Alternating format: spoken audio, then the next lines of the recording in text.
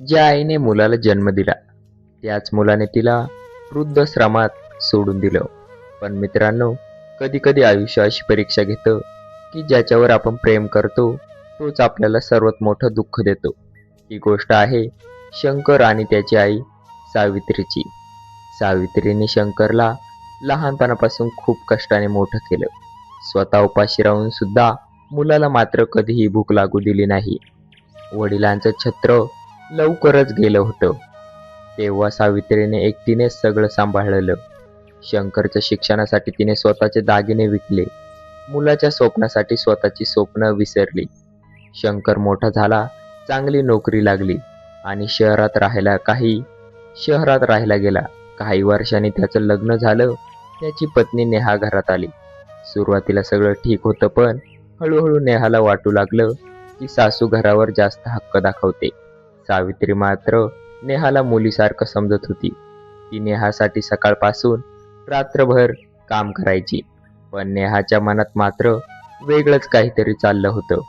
एक दिवस नेहाने शंकरला हळू आवाजात सांगितलं, आपल्या घरात जागा कमी आहे. आईला आता कुठेतरी ठेवायला हवं. शंकर काहीही बोलला नाही, कारण त्याला आईची किंमत माहिती होती. पण रोजच्या भांडणांनी तो थकला होता. मित्रांनो, विचार करा, ज्या आईने आपल्यासाठी आयुष्य दिलं तिच्यासाठी आपल्याकडे वेळ नसतो का? काही दिवसांनी नेहाने पुन्हा शंकरला सांगितलं, आईला वृद्धाश्रमात ठेवलं तर सगळं शांत होईल. शंकरच्या मनात मोठा संघर्ष सुरू झाला. एकीकडे आईचं निस्वार्थ प्रेम होतं आणि दुसरीकडे त्याचं नवीन कुटुंब होतं. शेवटी एका दिवशी शंकरने असा निर्णय घेतला ज्यामुळे त्याच्या आईचं हृदय तुटलं. तो सावित्री जवळ गेला आणि म्हणाला, आई, तुझ्यासाठी एक चांगली जागा पाहिली आहे. सावित्रीला काहीतरी चुकीचं वाटलं. तिने विचारलं, कुठे रे? मला घेऊन जात आहेस? शंकरने नजर खाली केली आणि म्हणाला, वृद्धाश्रमात. हे ऐकताच सावित्रीच्या डोळ्यात अश्रू आले. तिने काही रागाने बोललेली नाही, फक्त एवढंच म्हणाली, ज्या हातांनी तुला धरलं आज तेच हात सोडतोयस? शंकर काहीच बोलू शकला नाही. तो आईला वृद्धाश्रमात घेऊन गेला. सावित्रीने शेवटपर्यंत मुलाकडेच पाहिलं. तिच्या डोळ्यात फक्त प्रेम होतं, राग नव्हता. पण मित्रांनो, त्या दिवशी वृद्धाश्रमाच्या दारात एक अशी घटना घडली ज्यामुळे शंकरचं संपूर्ण आयुष्य बदलणार होतं.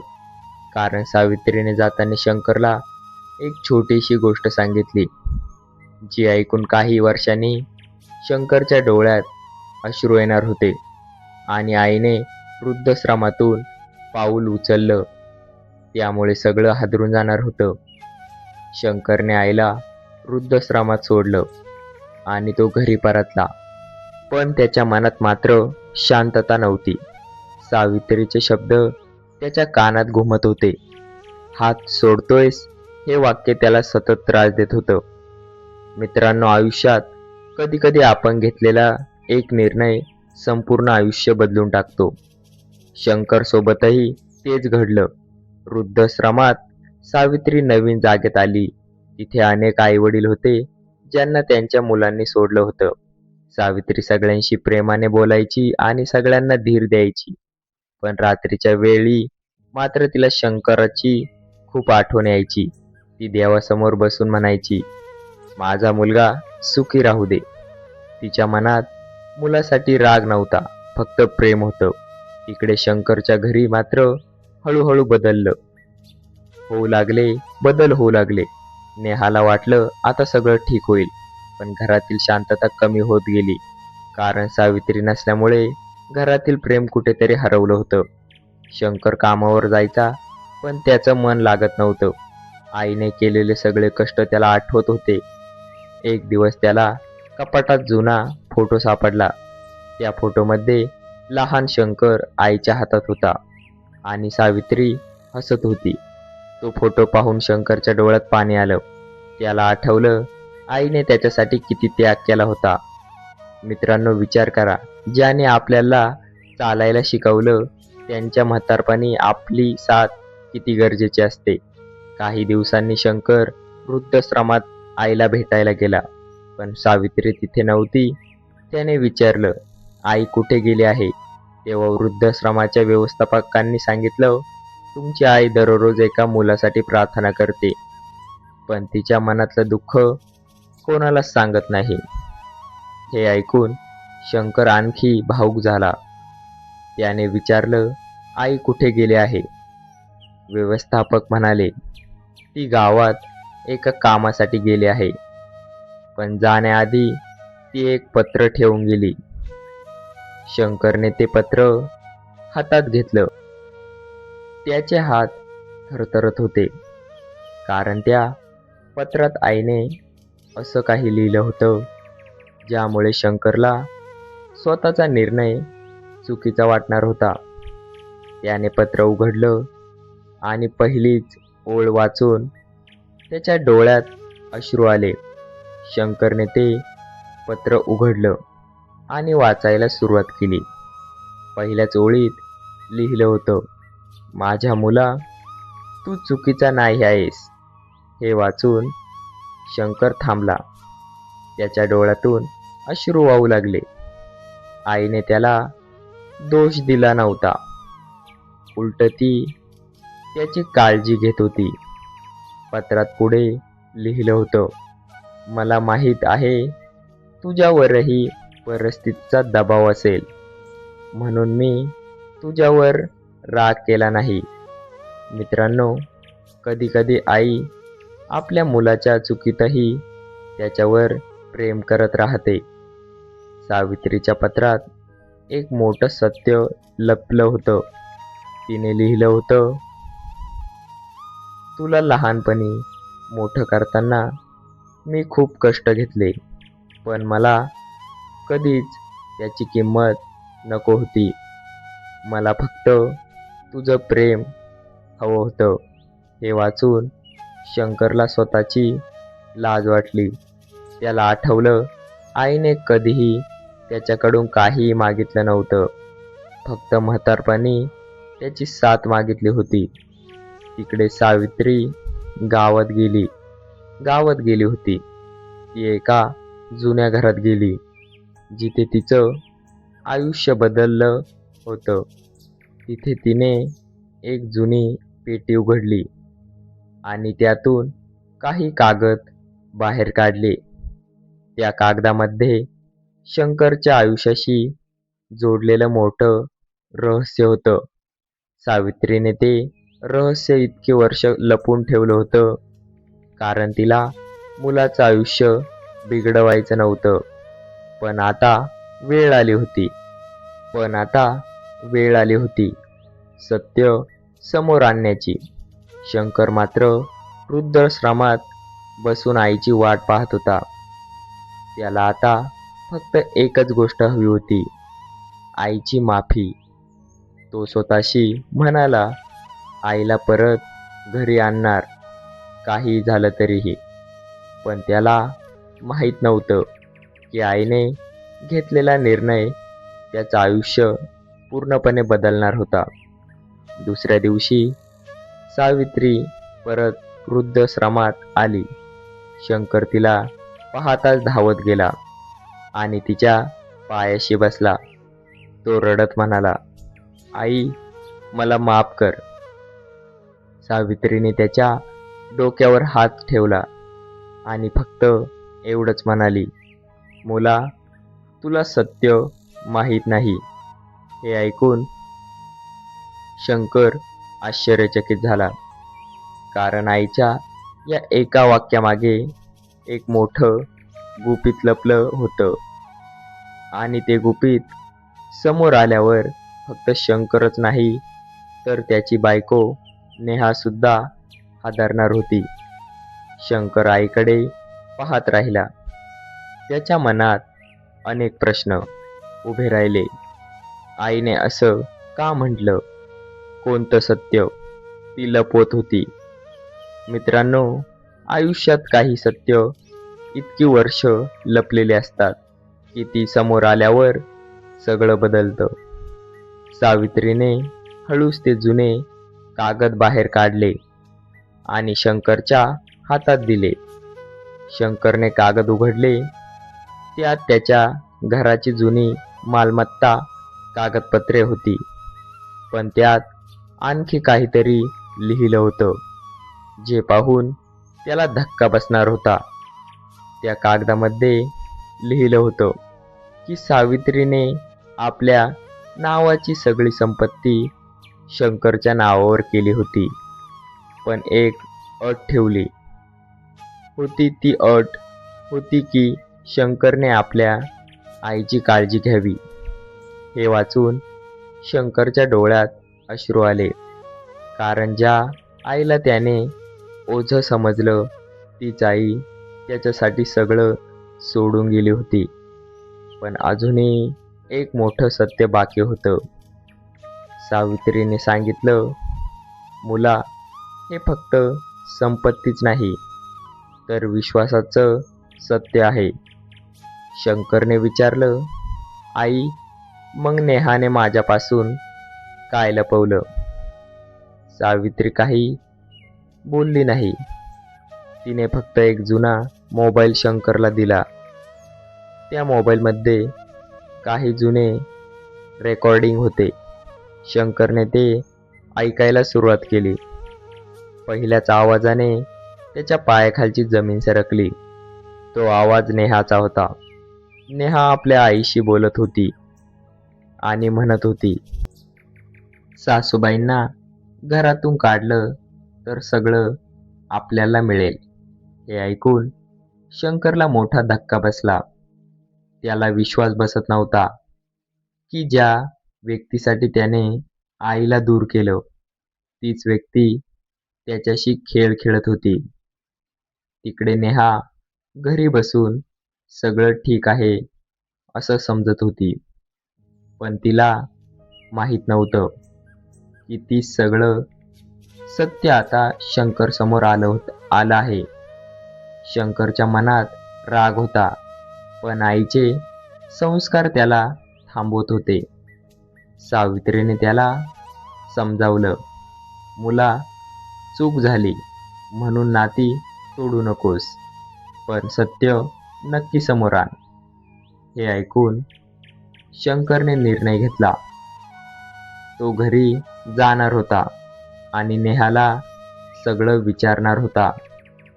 पण घरी पोहोचल्यावर त्याला आणखी एक धक्का बसला, कारण घरात नेहा एकटी नव्हती. तिच्यासोबत कोणीतरी दुसरं व्यक्ती होती आणि त्या व्यक्तीला पाहून शंकरला समजलं की हे फक्त आईला दूर करण्याचं कारस्थान नव्हतं. यामागे अजून एक मोठं रहस्य लपलं होतं.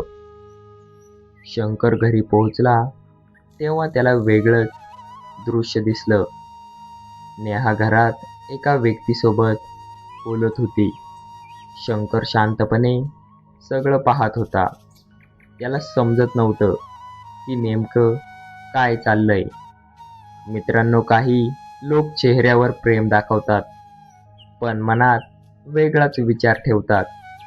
नेहा त्या व्यक्तीला म्हणत होती, आता सगळं आपल्या हातात येणार आहे, फक्त शंकरला काही कळायला नको. हे ऐकून शंकरच्या डोळ्यात अश्रू आले, कारण ज्याच्यावर त्याने सर्वात जास्त विश्वास ठेवला त्याच व्यक्तीने त्याला फसवलं होतं. शंकरने अचानक दार उघडलं आणि दोघेही घाबरले. नेहाचा चेहरा पांढरा पडला. ती काहीतरी बोलण्याचा प्रयत्न करत होती, पण शब्द बाहेर येत नव्हते. शंकरने शांतपणे विचारलं, माझ्यापासून काय लपवत होतीस नेहा? नेहा रडत म्हणाली, माझं ऐकून घे शंकर, मी सगळं समजावून सांगते. पण शंकरच्या हातात असलेले रेकॉर्डिंग ऐकून तिला समजलं की आता काही लपवणार नाही, काही लपणार नाही. तेव्हा नेहाने एक मोठं सत्य सांगितलं. तिने मान्य केलं की तिला सावित्रीची संपत्ती हवी होती. पण त्यामागे आणखी एक कारण होतं जे शंकरला माहीत नव्हतं.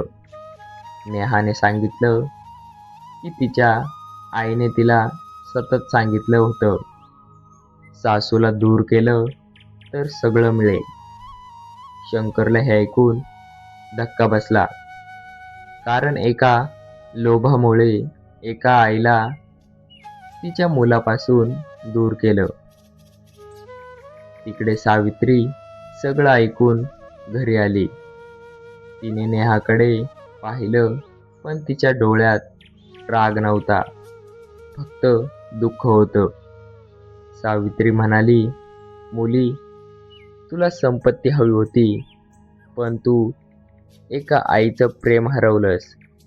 हे ऐकून नेहाच्या डोळ्यात अश्रू आले, कारण पहिल्यांदाच तिला जाणवलं की तिने किती मोठी चूक केली.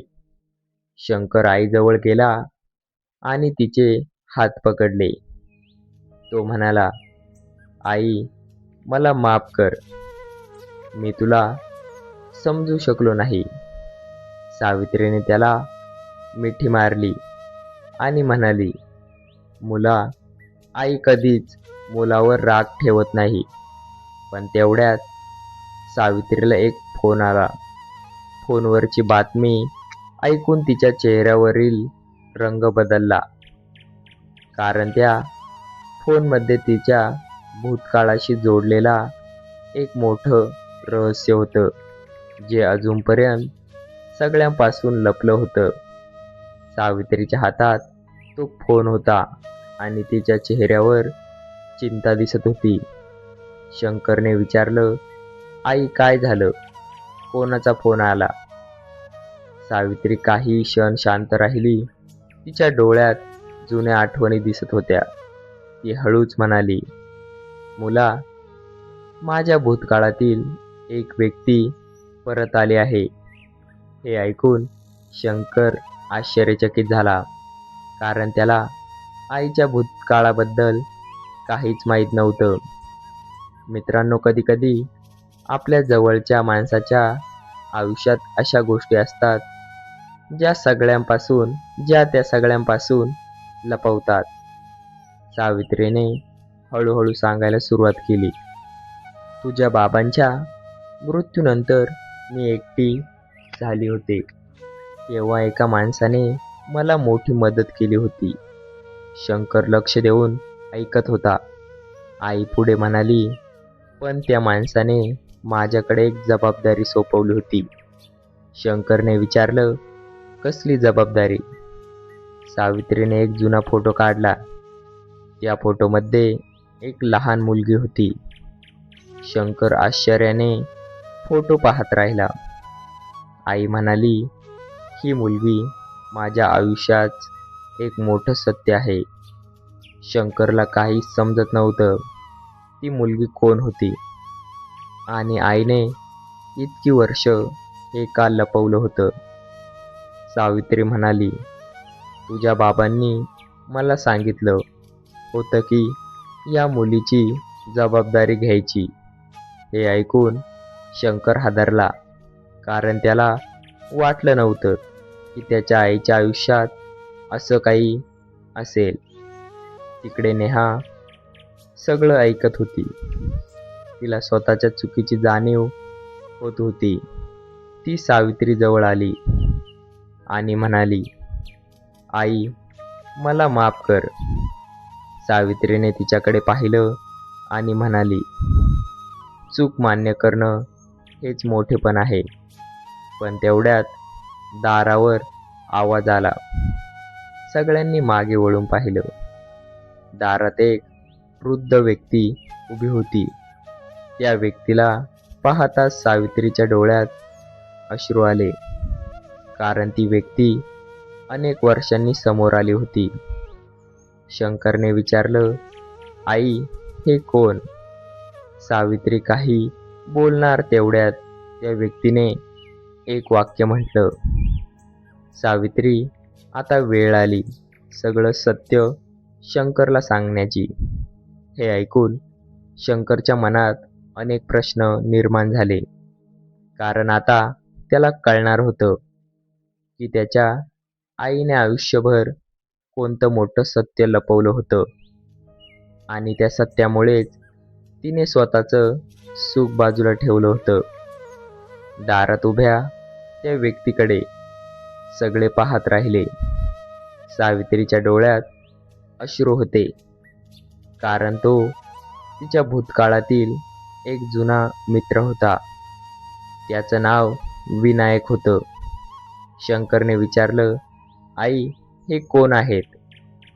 विनायक पुढे आला आणि म्हणाला, मी तुझ्या बाबांचा जुना मित्र आहे. शंकर शांत होऊन ऐकत राहिला. विनायक पुढे म्हणाला, तुझ्या बाबांना माहीत होतं की त्यांच्यानंतर सावित्रीला खूप त्रास होईल, म्हणून त्यांनी एक मोठा निर्णय घेतला. मित्रांनो, विचार करा, कधीकधी आई-वडील आपल्या मुलासाठी अशी काही कामं करतात ज्याची आपल्याला वर्षानुवर्ष माहिती नसते. विनायकने एक जुनी फाईल शंकरच्या हातात दिली. शंकरने ती उघडली आणि त्याच्या डोळ्यात पाणी आलं. त्या फाईलमध्ये सावित्रीने केलेल्या त्यागाची माहिती होती. शंकरला कळलं की वडिलांच्या मृत्यूनंतर सावित्रीने सगळं सहन केलं, पण त्याला कधीच कळू दिलं नाही, कारण तिला मुलाचं भविष्य घडवायचं होतं. विनायक म्हणाला, तुझ्या आईने तुझ्यासाठी स्वतःचं आयुष्य अर्पण केलं, पण आज तू तिला एकटं सोडलंस.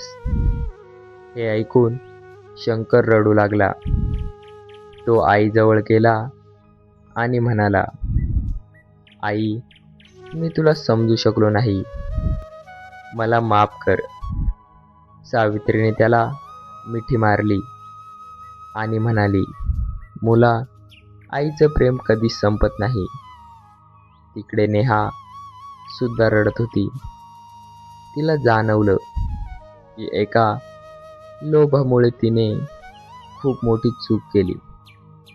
ती सावित्रीच्या पायाशी बसली आणि म्हणाली, आई, मला पुन्हा एक संधी द्या. सावित्रीने तिला उचललं आणि म्हणाली, नातं टिकवायला प्रेम लागतं, संपत्ती नाही. त्या दिवसानंतर घर पूर्णपणे बदललं. शंकरने आईला पुन्हा घरी आणलं. आता तो तिची प्रत्येक गरज पूर्ण करत होता. नेहाने सावित्रीची मुलीसारखी काळजी घ्यायला सुरुवात केली. काही महिन्यांनी सावित्रीने एक गोष्ट सांगितली. ती म्हणाली, मला वृद्धाश्रमात सोडलं होतं, पण तिथे मला एक गोष्ट समजली, आईचं प्रेम कधीही कमी होत नाही. मित्रांनो, या कथेचा धडा इतकाच आहे, ज्यांनी आपल्याला लहानपणी हात धरून चालवलं त्यांच्या हात म्हातारपणी सोडू नका, कारण आईवडिलांचं प्रेम हे जगातील सर्वात मोठं धन आहे. शंकरला शेवटी समजलं की वृद्धाश्रमात त्याने आईला सोडलं नव्हतं, तर स्वतःच्या आयुष्यातील सर्वात मोठं प्रेम दूर गेलं होतं. आणि त्या दिवशी त्याने एक वचन दिलं, आता आयुष्यभर आईची साथ कधीच सोडणार नाही. मित्रांनो, ही कथा तुमच्या थोडी जरी मनाला भिडली असेल तर आत्ताच सबस्क्राईब करा.